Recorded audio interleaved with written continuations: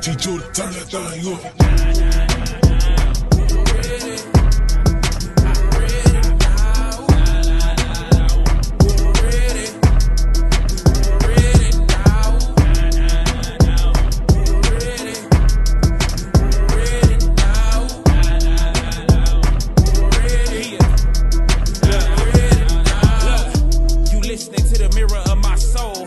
To this mirror and see gold.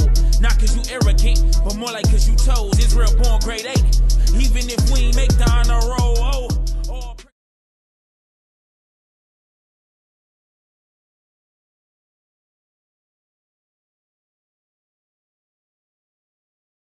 All right, let's go ahead and get started. Again, today's topic is don't let your zeal die.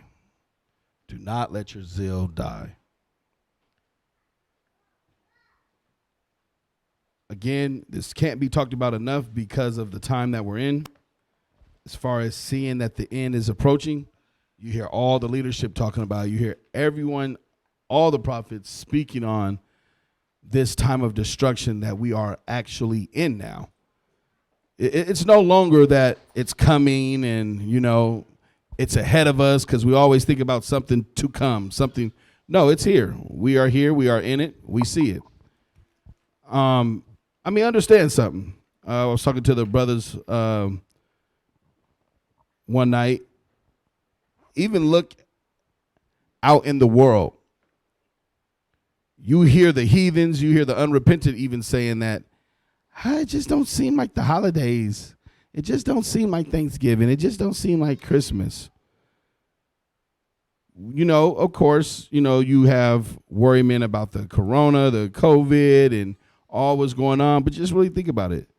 Right underneath your eyes, if you're not paying attention, the Lord is taking out the idols of the land.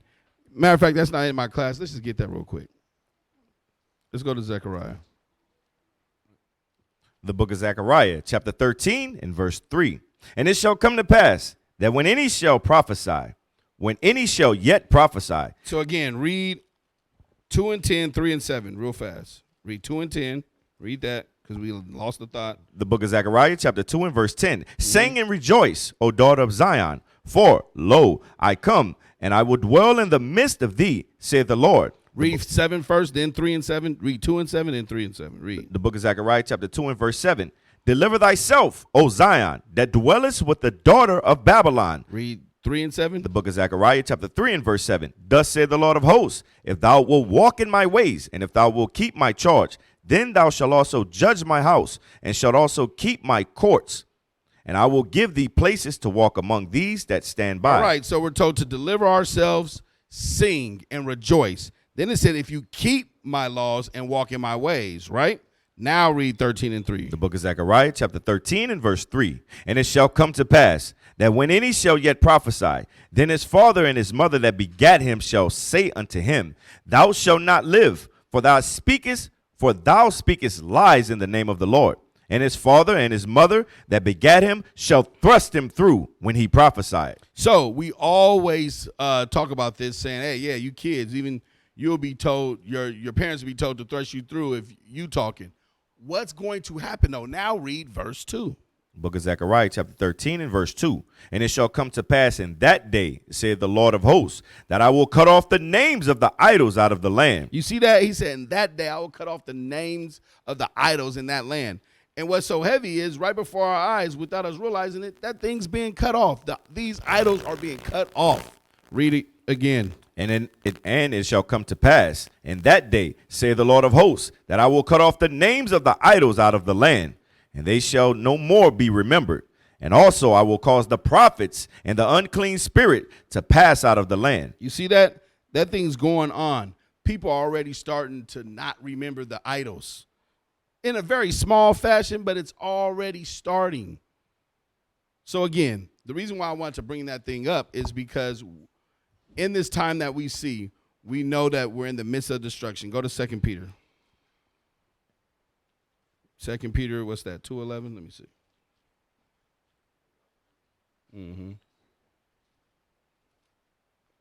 2 Peter, not 2:11, but 3:11. Read that. The book of 2 Peter chapter 3 and verse 11. Seeing then that all these things shall be dissolved.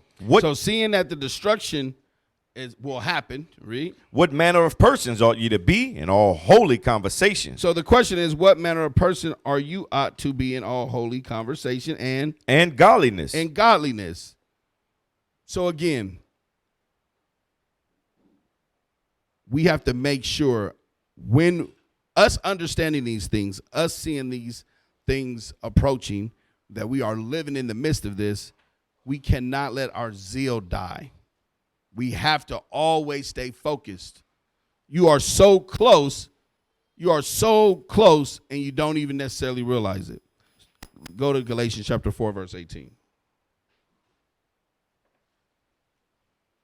Because what happens is, you've been in the truth, you start learning, you start gaining a little bit of wisdom, you start gaining some knowledge, you understand how to keep the law, and then now it just becomes a circle for you, you know? Now you're just walking through it, you're just doing it, and your zeal starts to wear on you. Now everything starts to become a burden to you. Read that, Galatians 4:18. The book of Galatians chapter 4 and verse 18. But it is good to be zealously affected always in a good thing. So it said it's good to be zealously affected always in a good thing. In a good thing, read. And not only when I am present with you. And not only when I am present. What's that saying? Paul's telling the Galatians, look, it's good to be always zealous towards a good thing, and not when I'm looking at you. Not when you think you're man pleasing. Don't be doing it just for man. So you look the part when you come to the school, you look the part when you're out with your brothers, you look the part when you're out with your sisters, but at home, you ain't thinking about God. That Bible sit up at home just like you was in the Christian church. No classes being watched, ain't studied on nothing all week. You dibber-dabbling in your sin that's you supposed to have killed and be dead, but you dibber-dabbling in that thing. Now, when it's time to handle a responsibility for the Lord, it's a burden. Now it's weighing on you. Now you don't feel like doing it. But you still feel like getting on that video game. You still feel like touching whatever thing that you was into in the world, whether it be some porn, some drug, whatever it is, you feel like doing that though. But the responsibility of the Lord, you don't feel like doing. Go to Proverbs chapter 24, verse 10. What happens? Did you finish that in Galatians 4:18? Yes, sir. What happens? Go to Proverbs 24:10. What happens? The book of Proverbs chapter 24 and verse 10. If thou faint in the day of adversity, thy strength is small. Then you have to realize something about yourself. It says, if you faint in the day of adversity, thy strength is small. That's what you now have to realize about yourself. For you brothers and you sisters. Now things are starting to get tough. Now it's no longer brand new to you, so it's not just fun anymore. Because it's fun when you first learn that you're supposed to be a ruler of the earth, or you're supposed to be a princess of the rulers of the earth. It's fun. And you realize, the so-called white man's the devil. That's why, yeah. And all that. It's fun, and it's exciting. It's new. Then it's no longer new. It's no longer exciting, but now it's actually truly a way of life. You realize this is how we always should have lived. Then adversity starts to come, and read it again. If thou faint in the day of adversity. So you do something in your life where adversity comes. Sometimes you do it to yourself. Sometimes that's just how life goes. But then you faint. Then you get weak. Then you want to quit. You want to give up. It says you're what? If thou faint in the day of adversity, thy strength is small. So you have to realize that your strength is small. You have to realize that, oh man, I need to build my spirit. I need to be doing more studying. I need to be doing more praying. And of course, I need to apply what I'm studying. And if I expect the Lord to answer my prayer, I need to be applying the things that I'm studying. And when he doesn't answer your prayer in the time that you feel it should be answered, You need to realize I need to study and realize why. Because remember, our ways is not his ways. His ways are not our ways. He got you in a position that you're at for a reason. I always say it. Everything that you went through in the world before getting here, it was to make you who you are to do what you're doing right now. Everything that you're doing, what you're doing right now, is to make you who he needs you to be in the kingdom. So you have to understand, okay, my strength is small. I need to do more studying. Because what'll happen is the demon will get in your head and give you all the reasons why to quit. This is why you need to quit. This is why. Ain't you tired of that? Don't you? No, that shouldn't be. Don't look at this. Look at. Forget all this. Run away. You could be the opposite. I know most of you don't even know the little beginning of Cheers. Everybody wants to be where everyone knows your name. You want to do the opposite of that. You want to be where no one knows your name. Give me the definition of zeal real quick. Go to vocabulary.com. I liked it, that one. Vocabulary.com. First, give me the regular definition. So just type in zeal, you know, the Google one that originally pulls up, right? And then we can go to vocabulary.com. Type that thing in. You got something? Yeah, I got to find it real quick. Yeah, because you said sometimes we forget, right? In the world, you prepare for the truth prepares us for the kingdom, and sometimes we get that, and that's the same thing that it was in Peter, where it talks about giving our calling, our election, making it short. Do you have that in there? Mm-hmm. No, I don't. Go ahead. Go to Second Peter chapter 1, and start at verse 10. The book of 2 Peter chapter 1 and verse 10. Wherefore the rather, brethren, give diligence to make your calling and election sure. So you read up, Peter's going into all the things that we need to have in order for us to continue to be in the truth, right? All the things that will make our calling and election sure. Where it talks about knowledge and patience and temperance and godliness and all that, right? So in verse 10 he said, whether therefore, brethren, give diligence to make your calling and election sure. What? By doing those things, right? All of that goes into studying, just like what Officer was talking about. Read. For if you do these things, ye shall never fall. For so an entrance shall be ministered unto you abundantly into the everlasting kingdom of our Lord and Savior Jesus Christ. Mm-hmm. Wherefore I will not be negligent to put you always in remembrance of these things. So he says, wherefore I will not be negligent to put you always in remembrance of these things. Read. Though ye know them, and be established in the present truth. So what Officer is doing right now is not being negligent to remind us of what we should be doing. Not being negligent in knowing that where we came from and where we are and where we got to go.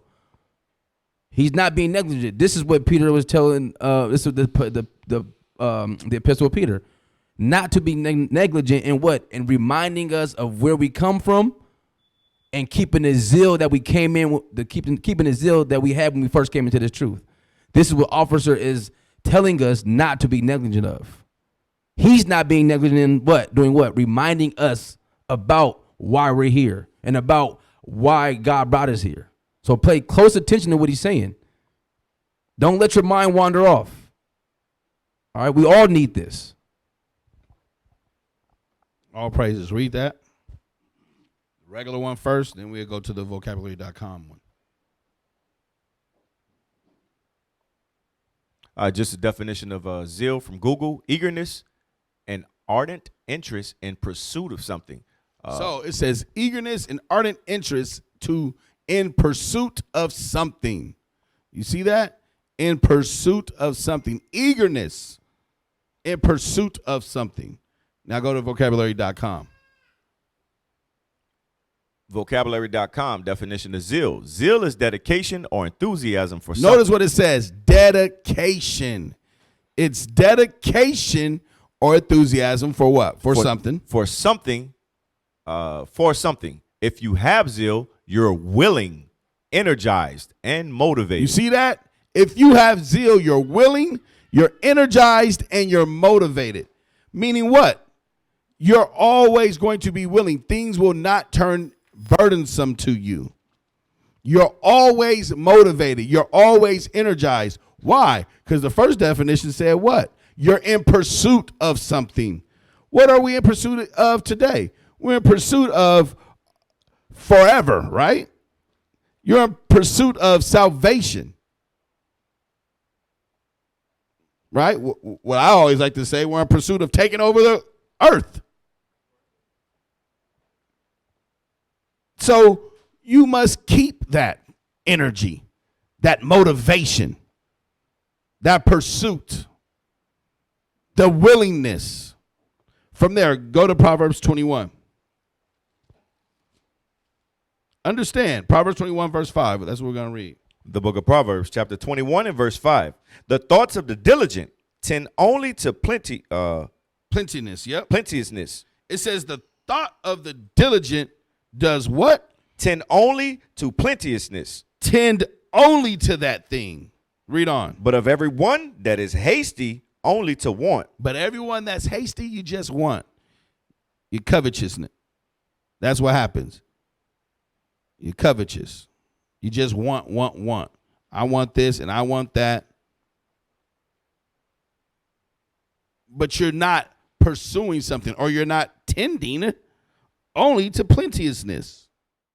To thine eyelids. So it says, don't give sleep or slumber to the eyelids. Read. Deliver thyself as a roe from the hand of the hunter, and as a bird from the hand of the fowler. So it says, deliver thyself as a deer from the hand of the hunter. They're saying that the sound is low. Read on. Go to the ant, thou sluggard. Consider her ways and be wise. So it says, go look at the ant, consider her ways. Read. Which having no guide, overseer, or ruler, provided her meat in the summer and gathered her food in the harvest. What does the ant do? The ant does that year in and year out. The ant continues to do that thing. You don't got worker ants that's sitting around in the hive. So I just don't feel like it. Because what are they doing it for? Why is the ant going to make sure that they're ready? Read that part again. Provide. Provided her meat in the summer and gathered her food in the harvest. Why do the ant do that? To live, right? The ant does that to live. Why are we doing it? To live. To live forever. So consider the ant's ways. Read on. Verse 9. How long wilt thou sleep, O sluggard? That's who this parable is talking to. That's who this wise statement is talking to. O sluggard. So it said what? How long wilt thou sleep, O sluggard? How long will you sleep, O sluggard? Read. When wilt thou arise out of thy sleep? This is how it starts. Read on. Yet a little sleep, a little slumber, a little folding of the hands to sleep. So when you hear that verse, you say, hey, you know, a little sleep, a little slumber, a little folding of the hands to sleep. Read on. So shall thy poverty come as one that traveleth. That's what's going to happen. You doing all this napping, and so will your poverty come as a traveler. Read on. And thy want as an armed man. And thy want as an armed man.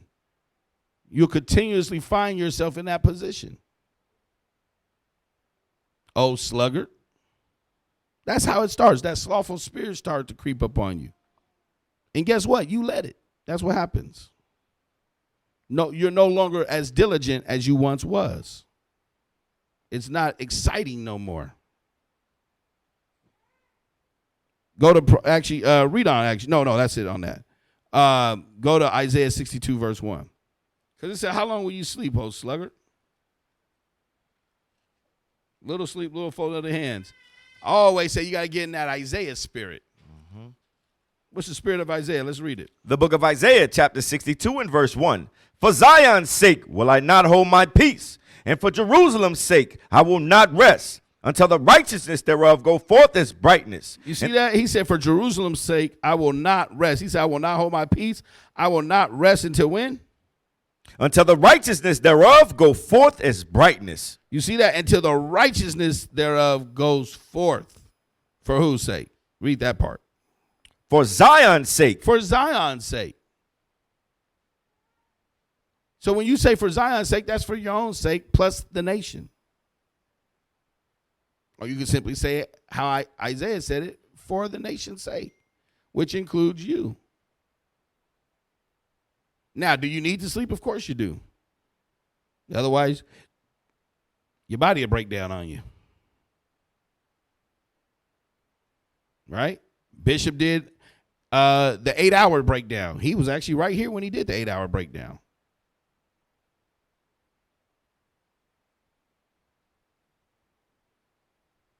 But do you really need to slough on things? I'll put it that way. Slough on things. Because that's what it's essentially talking about. Because when you're sleeping, you're slipping. It's another phrase for it. You sloughing on stuff. You may not necessarily be unconscious with your eyes closed snoring, but you're sloughing on stuff.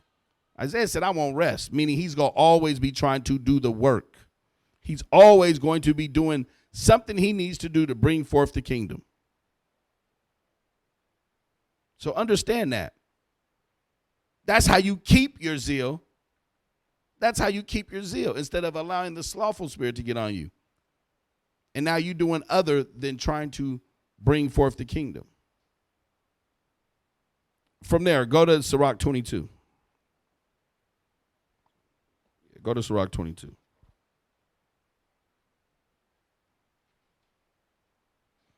We're going to read 1 and 2. The book of Sirach, or Ecclesiasticus and Apocrypha, chapter 22 and verse 1. A slothful man is compared to a filthy stone, and every one will hiss him out to his disgrace. A slothful man is compared to the filth of a dunghill. You see what it's compared to? Now you see where the term piece of crap come from. Man, he ain't nothing but a piece of crap. That is in the Bible. It is. Read it again in case we didn't realize it. A slothful man is compared to the filth of a dunghill. No, the filthy stone. Start there first. The book of Sirach, chapter 22 and verse 1. A slothful man is compared to a filthy stone. A piece of crap. Read. And every one will hiss him out to his disgrace. Read. A slothful man then you get talked about and then you're mad. But the Bible tells you that's what's going to happen to you. Read. A slothful man is compared to the filth of a dunghill. Every man that takes it up. A pile of crap now. Went from a piece to a pile. Read. Every man that takes it up will shake his hand. Right. You know, if you think you touched a piece of boo-boo, you But the Bible tells you this, but then you mad. Do that make sense, brothers, sisters? Then you feel like you not accepted, oh, they don't like me, or they don't deal with me. Are you being diligent? Because we don't got time for nothing else. It is what it is. I'm not going to mess with you. What am I messing with you for? I'm on the move. You ain't finna slow me down because I'm trying to help grab you. Especially if I am trying to grab you because I feel some sort of way. Hey, come on. And you like this. Well, stay stuck in the mud. I'm out. This is not the time to be playing. You have to realize how real it is. Because you are in this life. You are in this life. So what you gonna do with it? Go to Proverbs 26:13.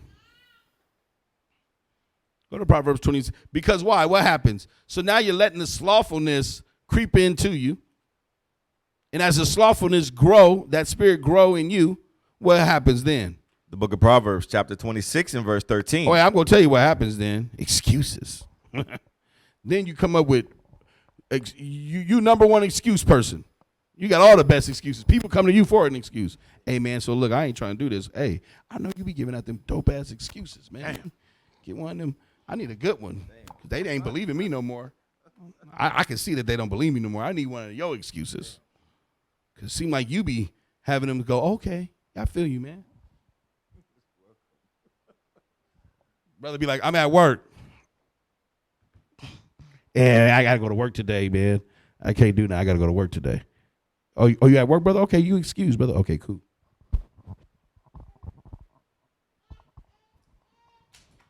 You ain't at work. I got a headache. And they wonder why. They wonder why they always get sick, because you're calling that sickness on you.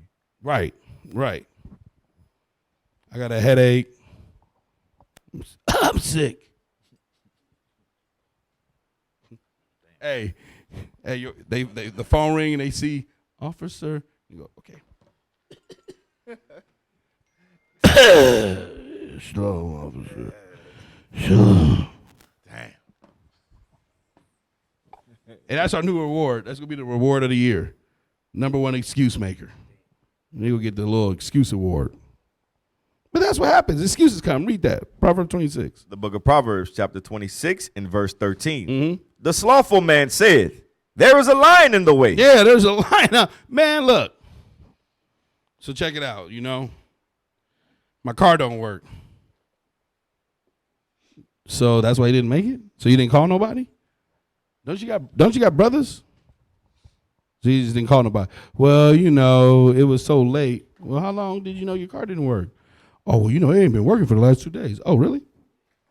They didn't call your brothers. You didn't make no provisions to do the work of the Lord. Oh, I needed a ride, or well, if I catch the bus, I can't get home. Well, ain't you going to where your brothers is gonna be at? You don't think nobody can help you out? Have you tried? You got somebody's number? You put it on Telegram? Well, really, I was just calling to let you know there's a lion in the street. You got me trapped in the house. You got me trapped in it. Yeah, it's got me trapped. Every time I open the door, I see his mouth. Right. Reading, yeah. Man, you didn't hear in the news. That's what the animals just busted loose, and the lion is sitting right in front of my house. Read it again. The slothful man said, there is a lion in the way. Got all sorts of excuses. He got every excuse in the book. Sometimes, for real, the excuses be so good, you can't even refute it. You be trying to. He got every rebuttal. Every time you feel like, hey, but look, brother, you could have. Oh, but see, this is why. Like, but brother, no, but look. And then we got to ourselves, no evil suspicion. No evil suspicion. No evil right. suspicion. The brother's No busy. evil He got things to suspicion. do. Hey. All right. Take the brother for his word. That's all we got. Take the brother for his word. Just let it be. That's what the brother said. That's what he said. All right, brother. Yeah, it is what it is. All That's right, what man. I'll find somebody else. Yeah, don't worry about it, bro. Then when you come around, everybody's like, oh. So anyways, hey, I'm here, guys. Oh, cool. Straight. See if you're here tomorrow. Read it again. Because I'm sitting here talking. We didn't forgot the point. Read it. The book of Proverbs, chapter 26 and verse 13. Read. The slothful man said, there is a lion in the way. The slothful man has all sorts of excuses. Read. A lion is in the streets. Mm-hmm. As the door turneth upon his hinge, so doth the slothful upon his bed. Wow. As the door turn on the hinge, you know how the door just swing on the hinge? That's how the slothful do. He just roll in his bed. He roll over and answer the phone, give you that excuse, and roll right back over and go back to sleep. Roll over on the couch. Oh yeah, and I know I'm definitely talking about the brothers, but sisters, same way. Sisters don't know how to get together unless we tell them to. Sisters don't know each other. They call themselves family, and then they got excuses why we can't come together. Got to make you. You got all excuses in the book too, sisters. But you know what? It's not either man or female because the Bible said what? Read it one more time. The slothful man said. It's the slothful spirit that's on you. It's that slothful spirit that's on you that got you making them excuses. Read. There is a lion in the way. A lion is in the streets. Read on. As the door turneth upon his hinges, so doth the slothful upon his bed. So does that slothful spirit that's in you. Now you doing that. And it's easy to spot because if you know the characteristics of a spirit, you clearly can see it. We're reading some characteristics of the slothful spirit right now. Read on. The slothful hideth his hand in his bosom. It grieveth him to bring it again to his mouth. Yeah, read on. The sluggard is wiser in his own conceit than 7 men that can render a reason. You see that? It says, first read 15 one more time because I want to explain that because I know we may not understand that. Verse 15. The slothful hideth his hand in his bosom. It grieveth him to bring it again to his mouth. So you see it says, the slothful hideth his hand in his bosom. It grieveth him to bring it again to his mouth. Let me explain that. Go to Proverbs 15. Let's go explain it because I know that might be something hard to understand. Go to Proverbs 15 through 19. Let Proverbs, another part of Proverbs, explain that for us. Read that. The book of Proverbs, chapter 15 and verse 19. The way of the slothful man is as an hedge of thorns, but the way of the righteous is made plain. You see that? It says the way of the slothful man is as a hedge of thorns. Meaning what? Going right back to the excuses. You see how it says then come back in Proverbs 26:15? The book of Proverbs, chapter 26 and verse 15. The slothful hideth his hand in his bosom. It grieveth him to bring it again to his mouth. So now go to 15:19. The book of Proverbs, chapter 15 and verse 19. The way of the slothful man is as an hedge of thorns. But what? But the way of the righteous is made plain. Right, because there's nothing to hide. When you're righteous, it's plain. You put it out there on the table. If this is what it is, that's what it is. The slothful always going to have something to hide. That's why you're making excuses. Because you're really hiding behind something. And you won't bring it forth. Read on. Proverbs 26. Go back. The book of Proverbs, chapter 26 and verse 15. The slothful hideth his hand in his bosom. Read. It grieveth him to bring it again to his mouth. The sluggard is wiser in his own conceit than 7 men that can render a reason. Right. It says the sluggard is wiser in his own conceit than 7 men that can render a reason. Because he done dollied through and through. 7 other men talking to this brother like, brother.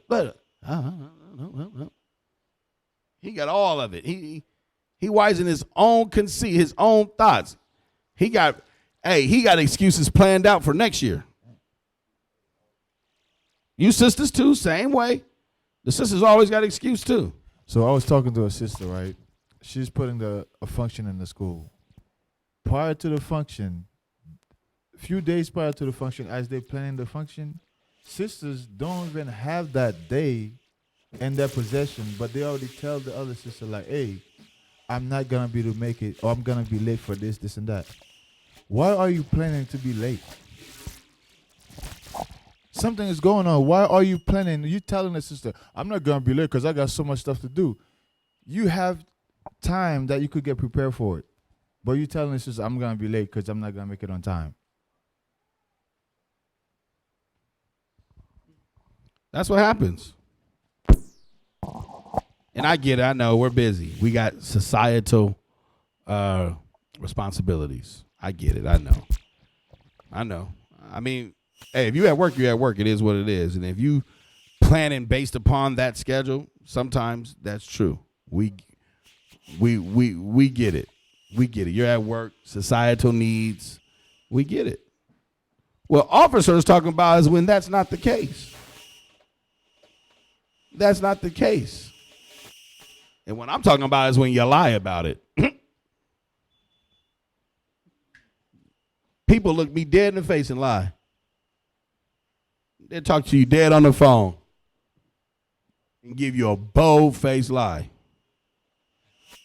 and act as if we so dumb we don't understand. We can't tell the Spirit. I give you a chance because I'll ask you again.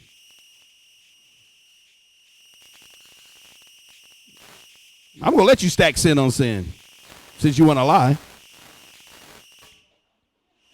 Then when it comes out and I tell you about yourself, then you act surprised as if you wasn't just lying. Oh. Like we dumb up here. It's all right because you got to deal with that slothful spirit. And Lord's will, this helps you. Understand, if you are the one doing that type of thing, you can now see the slothful spirit in you. You can see that thing on you. It's the characteristics of a slothful spirit. Pray that thing away. Fast that thing away. How about this? Just change it. There are a lot of things that we deal with that's just changeable. You got to change your mind about it and say, you know what? What am I fighting against? You're fighting against your own salvation. We done with that Proverbs? Yes, sir. Go to Acts chapter 2. Go to Acts chapter 2. We can start at 41.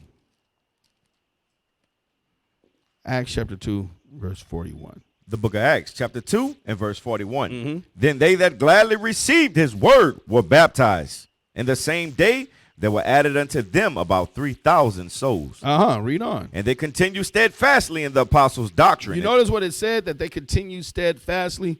So all of you are the ones that believed and heard the word of God. And you believe that thing. Now it's time for you to stay steadfast in it.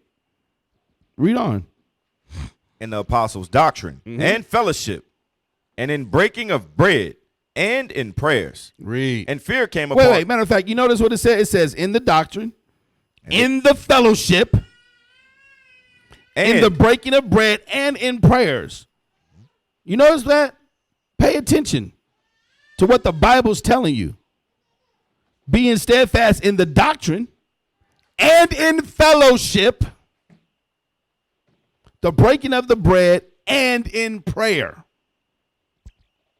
Because we're going to make an excuse about that. I can't fellowship because you don't like me. Then we're going to let the devil tell us that. I'm not going to fellowship because you don't like me. That's why.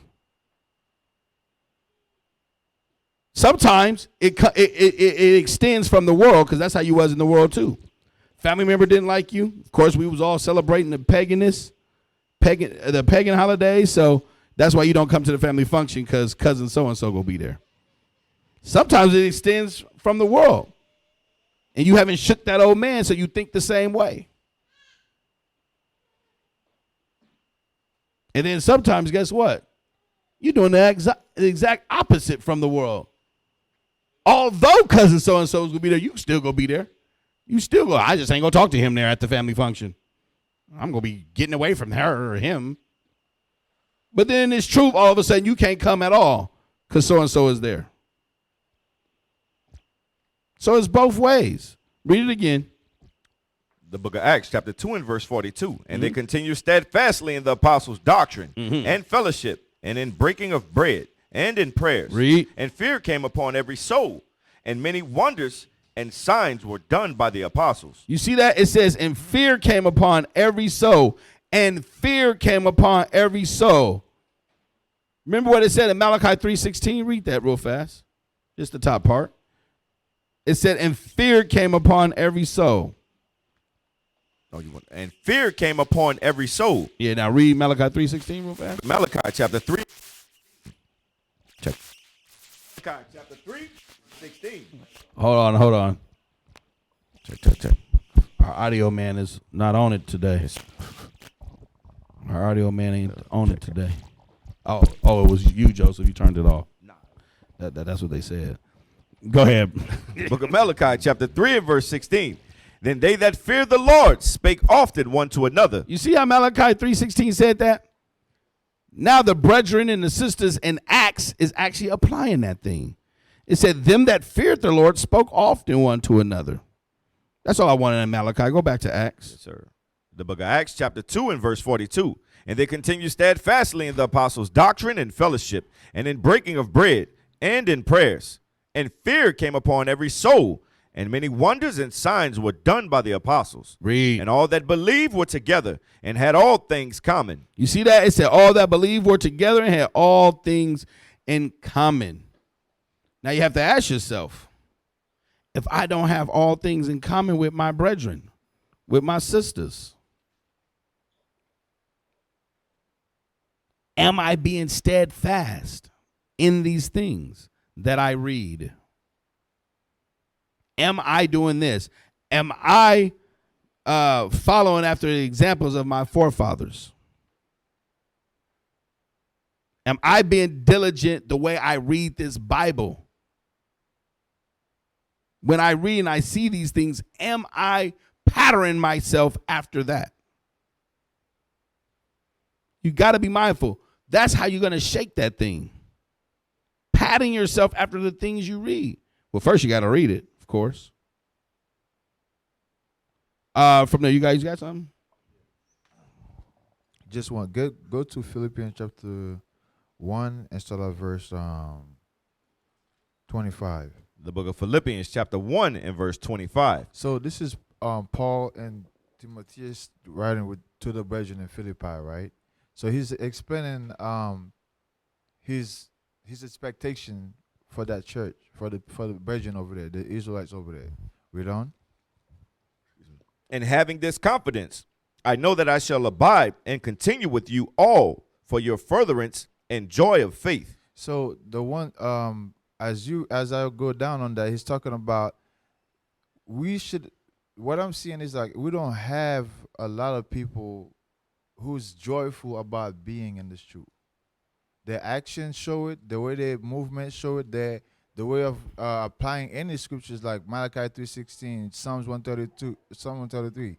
None of them is applying those scriptures, right? There's no joy. You don't see it. And when you see them, you come to the presence, there's no joy in them. It's like somebody's forcing them to be here and not understanding the salvation that comes with that. Read on. Verse 26, that your rejoicing may be more abundant in Jesus Christ. So your rejoicing should be more abundant in Jesus Christ. Read on. For me, by my coming to you again. Uh-huh. Only let your conversation be as it becometh the gospel of Christ. Uh-huh. That whether I come and see you, or else be absent, I may hear of your affairs, that ye stand fast in one spirit. So you should, all purpose, we should be standing fast in one spirit. Read on. With one mind, striving together for the faith of the gospel. And so doing our striving, we're striving together for the faith of the gospel.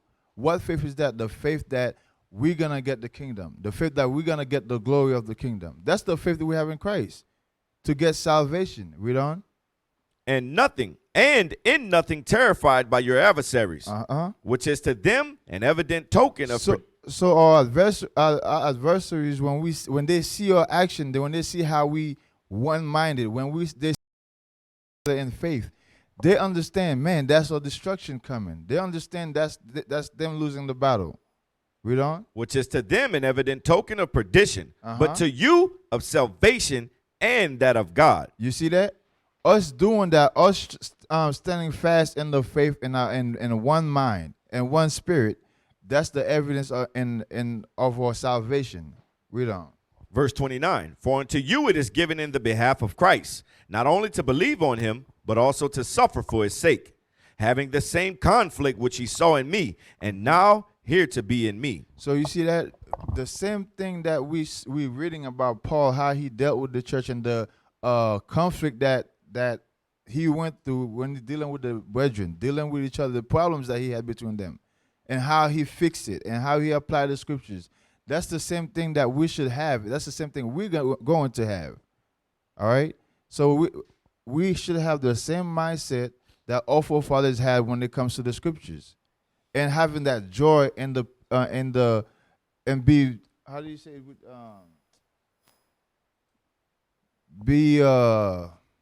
I can't remember the word, but just be joyful of who we are and what we stand for, and how God give us the salvation compared to all the other nations. All right. Hey, obviously you read it in Malachi 3:16, but I remember us reading this a long time ago, and us figuring out, well, the Bible's saying how important it is. Go back to Malachi 3:16 real quick. The book of Malachi, chapter 3 and verse 16. Then they that feared the Lord spake often one to another. So it says, then they that feared the Lord spake often one to another. Read. And the Lord hearkened and heard it. He listened and he heard it. Read. And a book of remembrance was written before him for them that feared the Lord and that thought upon his name. So it says, a book of remembrance was written before him for them that feared the Lord and thought upon his name. So God looks at the fellowship, the love for one another, the charity for one another, the not having malice, not having envy, not having strife, jealousy, and he looks at the fellowship of one another, both men and women, as a thing to be remembered, to be written in the book of remembrance. You got to think about how heavy that is. That he would thinks about how much we fellowship, how often we speak to one another, to write it down, to remember those who are doing it. So when you are doing that and you're having joyfulness, like Officer Matthias was just saying, and you're enjoying it and you're having joyfulness around doing it, that he writes your name down in a book of remembrance so he can remember that this is what you were doing. That's how important God thinks about that thing. So when you ignore it or you try to run away from it, remember that it's possible that your name might not be written down in that book. Go to Sirach 2 and 2.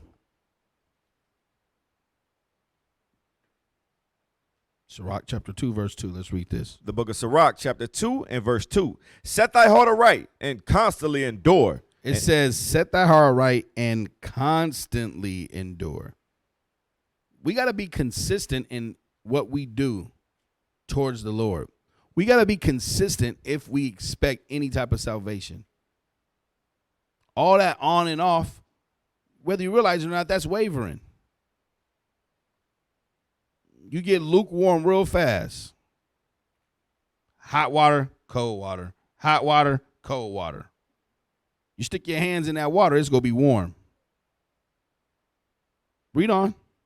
And make not haste in time of trouble. Right. And we understand when it says make not haste in time of trouble, it says don't leave the faith. Don't give up. Don't get weary and faint. From there, go to Psalm 78:37.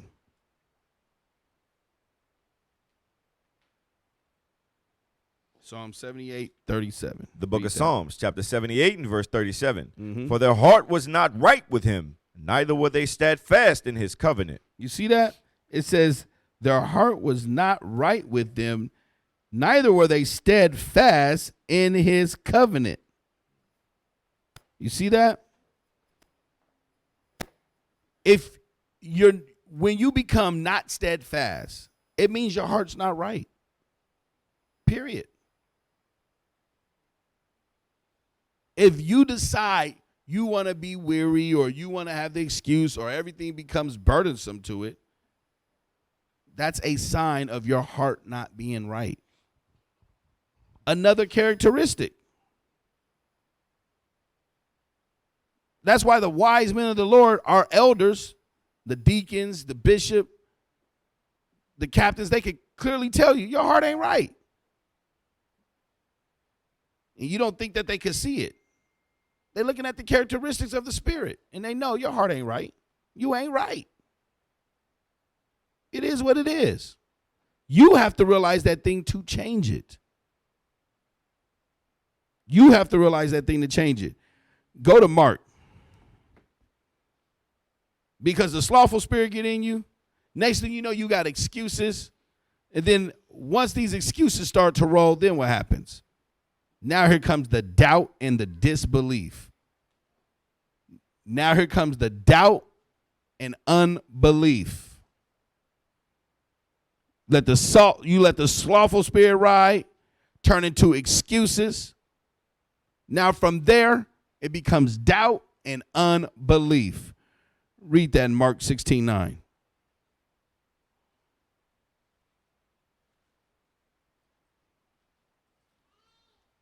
The book of Mark, chapter 16 and verse 9. Now when Jesus was risen, early the first day of the week, he appeared first to Mary Magdalene, out of whom he had cast 7 devils. And Say it again. Say it again one more time, please. Out of whom he had cast 7 devils. So when he risen, he appeared to Mary. This is the Mary that he cast 7 devils out of, 7 spirits. Read. And she went and told them that had been with him, and they mourned and wept. Now, mind you, who she go tell? She told them that had been with him. She told the ones that had been with him, the disciples. Read. As they mourned and wept. And they, when they had heard that he was alive and had been seen of her, believed not. What happened? Believed not. They had unbelief. Mind you, while Christ was walking with them, he let them know. Then they had unbelief about it. Read. Verse 12. After that he appeared in another form unto 2 of them as they walked and went into the country. And they went and told it unto the residue. Neither believed they them. And they didn't believe either. So 2 of the disciples said, oh, crap, it's real. Then they told the rest, and they didn't believe. Read. Afterward he appeared unto the 11 as they sat at meat, and upbraided them with their unbelief and hardness of heart. And then he got on their butts because of their unbelief and hardness of heart. Because what happens for us today, what is that the same? We come here, we keep the laws, we come to Sabbath, we wear our fringes. Then when things happen or things that was previously told to you start to happen and you have unbelief, that's simply Christ. Then you don't believe Christ is in your leadership. Then you don't believe Christ is in the midst of the body. Then you don't believe this is Christ's plan and it's moving and it's turning and we moving in that fashion. Then you have no belief that it's Christ. Then it said Christ upbraided them. He got on their butts about their unbelief and their hardness of heart. Read. Because they believed not them which had seen him after he was risen. And he said unto them, Go ye into all the world and preach the gospel to every creature. He that believeth and is baptized shall be saved. But he that believeth not shall be damned. And these signs shall follow them that believe. That's what that turns into. He that believeth not, what? He that believeth not shall be damned. He that believeth not shall be damned. Because that's what your slothfulness turns into excuses, turns into unbelief and doubt. So now let's put that all together. Slothfulness, all from simple slothfulness. You turn into an unbeliever and now you're damned over that thing. All from not being dedicated and disciplined enough to stay consistent in doing these things. Prayer, applying, studying, fellowshipping, staying wholeheartedly in the doctrine. You become an unbeliever and now you're damned. Over what? Some extra time at the house? You sitting there telling yourself more than 7 watchmen? Finish up. Oh, no, that was it. That's all I wanted in Mark. You read 16, right? Yes, sir. Go to Matthew 28. Matthew 28, 17. Same account.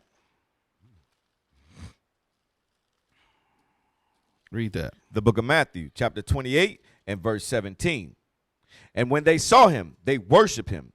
But some doubted. And Jesus came and spake unto them, saying, All power is given unto me in heaven and in earth. So all I really wanted out of there, the same account, just to show you, it said when they what? And when they saw him, they worshiped him. But some doubted. Even when they was looking at Christ, some doubted that thing. He came back and they still doubted right in his face. So even though you see the structure, even though you see the order, the discipline amongst the congregation, you still got doubt. So even though you see Christ, because only Christ could do this, and the rest of the world knows. The rest of the earth know, like Matthias was saying. We just read it in Philippians. The rest of the earth see us in our order, in our discipline, in the way we gather. They know it's Christ. But then some of us inside of that thing, doubt. Go to Hebrews. I got to hurry up. Hebrews chapter 3, verse 12. The book of Hebrews chapter 3 and verse 12. Take heed, brethren, lest there be in any of you an evil heart of unbelief. So take heed, unless you end up with that heart of unbelief. Read. In departing from the living God. And you depart from God. Read. But exhort one another daily, while it is called today. That's why the scripture tells us that. Exhort one another daily about that thing. Urge one another daily. Read. Lest any of you be hardened through the deceitfulness of sin. You see that? Unless you be hardened through the deceitfulness of sin. Read. For we are made partakers of Christ, if we hold the beginning of our confidence steadfast unto the end. You see that? You have to hold the beginning of your confidence steadfast to the end. The same way you felt when you first learned this truth and you had all that zeal and that excitement, you got to hold that thing to the end. You can't allow stuff to come and adversity to come in and now you become burdened. The same confidence and the same excitement, that same zeal you had in the beginning, you got to hold that thing to the end. Read on. While it is said, today if ye will hear his voice, harden not your hearts as in the provocation. Right. So if you could just settle your spirit down, get that demon out your head, hear the Lord, and don't allow your heart to be hardened. Read. Verse 16. For some, when they had heard, did provoke, howbeit not all that came out of Egypt by Moses. Read. But with whom was he grieved 40 years? Was it not with them that had sinned? You see that? Read on. Whose carcasses fell in the wilderness, and to whom swear he that they should not enter into his rest, but to them that believe not. You see that? He told them, you're not going to make it if you don't believe, period. Although you didn't walk through the dang water, you done seen all this happen, we still had unbelief out there in the wilderness. Likewise today. You don't see no other type of organization, no other type of program, and I'm talking about other than the Israelites, meaning you learning and understanding this is what you are, and you come into this in order like this. The closest thing you got is the Muslim movement. Right, and they be in our classes. There's nothing that has grown the way this has. There's nothing that has spread across the earth the way this has. So you're in the midst of it, and you see this is the miracle without you realizing it. We are the miracle of today. But there's still unbelief amongst us. And God promised them just like he's telling you now. You're not going, period. Read on. Verse 19. So we see that they could not enter in because of unbelief. That's why you couldn't enter in. So let's make sure that thing don't rise up into your heart. That's why we exhort each other every day. Hey, brother, come on, come to here. Hey, brother, come gather. We coming together, brother. Hey, sister, we doing this. Get on a team. Get on a committee. Come on. Because what happens is that thing creep up in you and you had that evil heart of unbelief. And God's letting you know, he's basically promising you, you're not going with that heart of unbelief, period. Stay right here in the same book. Go to chapter 4, verse 11. The book of Hebrews, chapter 4 and verse 11. Let us labor, therefore, to enter into that rest. So therefore, let us labor to enter into that rest. Let us labor to enter into eternity. Read. Lest any man fall after the same example of unbelief. You see that? Unless any one of us fall after the same example of unbelief. Because we don't believe, because we start having doubt. We start listening to that demon in our head. Go to Revelations 2:26, because I'm out of time. Go ahead. Revelations 2:26. The book of Revelations, chapter 2 and verse 26. And he that overcometh and keepeth my works unto the end, to him will I give power over the nations. So if you could overcome this, basically the temptation in your head to have doubt, and keep his works, do his will to the end, you can get salvation. What's the works that he's talking about? Go to 2 Ezra 7:24 real quick. 2nd Ezra 7:24. Let's read that. The book of 2nd Ezra, chapter 7 and verse 24. I usually go to Exodus, but I like this one. Read that. But his law have they despised and denied his covenants, and his statutes have they not been faithful, and have not performed his work. You see that? Despising the law, denying the covenant and the statutes, and not having the faith, you do not perform the works. That's the works. So understand that. Last scripture. Last two scriptures. Go to 1 Maccabees 2:24. Especially since we just came off a dedication. 1 Maccabees 2:24. Read that thing. The book of 1 Maccabees, chapter 2 and verse 24. Which thing when Mattathias saw, he was inflamed with zeal, and his reins trembled, neither could he forbear to show his anger according to judgment. Wherefore he ran and slew him upon the altar. Also the king's commissioner, who compelled men to sacrifice, he killed at that time, and the altar he pulled down. So you have to understand, he had to take major zeal to be able to do that. He had so much zeal, he couldn't hold it back. Knowing that now he's about to be an enemy to the state. Knowing that he's going to have to be on the run. Can you imagine? Well, we got all circled up. Governor Inslee came down and said, everybody come to wherever, and you all have to do this. And one of the men had so much zeal for the law of God, he was so inflamed he couldn't hold it back. Even though he know he's about to be hunted, he still went and slew one of us that went to go break the law of God, and slew the sheriff that was standing around. Read on. Go down to verse 27. Verse 26. Thus dealt he zealously for the law of God. That's why he did it, is for the law of God. Read. Like as Phinehas did unto Zambri, the son of Salam. And read that, Numbers 25. Read. And Mattathias cried throughout the city with a loud voice, saying, whosoever is zealous of the law and maintaineth the covenant, let him follow me. Notice how every time it's behind the zeal, it's maintaining the covenant. It's being zealous of the law. It's about the law. Said, come with me. 1 Maccabees 2, read 49 through 51 real fast. The book of 1 Maccabees, chapter 2 and verse 49. Now when the time drew near that Mattathias should die, he said unto his sons. So this same zealous man told his sons what? Now hath pride and rebuke gotten strength in the time of destruction and the wrath of indignation. You see that? It said pride and rebuke has gotten strength in this time of destruction and indignation. Same with today, read. Now therefore, my sons, be ye zealous for the law. So same thing Mattathias telling them, we could take it as he's telling us today. Same thing as you read it. We must be zealous for what? For the law. For the law, what? And give your lives for the covenant of your fathers. And give your lives for the covenant of your fathers. I always bring this out when I'm talking to the men on different feast days and all that, because a lot of times, and I understand, yes, you don't want to lose your job, right? Because we have to maintain our houses and take care of our families. But you have to understand, that's what we're up against today. We up against losing a job because we tried to keep a feast day. They was up against losing their lives. Now, who could stand in that time? Read.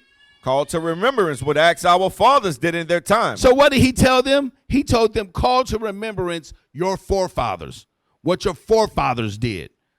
Pattern yourselves by your forefathers. Read. So shall you receive great honor and an everlasting name. Read. Was not Abraham found faithful in temptation? Oh, actually, we're going to skip that for time's sake. Go down to 54. Verse 54. The book of 1 Maccabees, chapter 2 and verse 54. Phinehas, our father, in being zealous and fervent, obtained the covenant of an everlasting priesthood. Right, because when you read the story about Phinehas in Numbers 25, when you read that story, you realize that he even stopped a plague on us because of what he did. Because of the zeal of the law. Verse 58. Verse 58. Elias, for being zealous and fervent for the law, was taken up into heaven. That's how Elias was taken up into heaven. Elijah, being fervent in the law, having zeal of the law. So let us be reminded of our forefathers, and let's pattern ourselves after them and let's keep our zeal to the end. All right, family? You guys got anything? That I say shalom. Shalom, Christ bless. Christ bless. We used to scream black power while Heron was pushed. But at the end of the day, nothing's in vain. IUIC has been given a vision. The tents of Judah has risen. Many has attempted the mission. Minor murmuring, omitting, and missing the mark. Just reading that he had the flame of fire in his eyes gave us the spark. We on Paul's mission. We out on the road, purple and gold. From Mexico, Cuba, Haiti, Ghana, Sierra Leone. 144,000 boots banging, concrete crackling. These are our men repented at heart. The scriptures is proof. IUIC, we deliver the truth.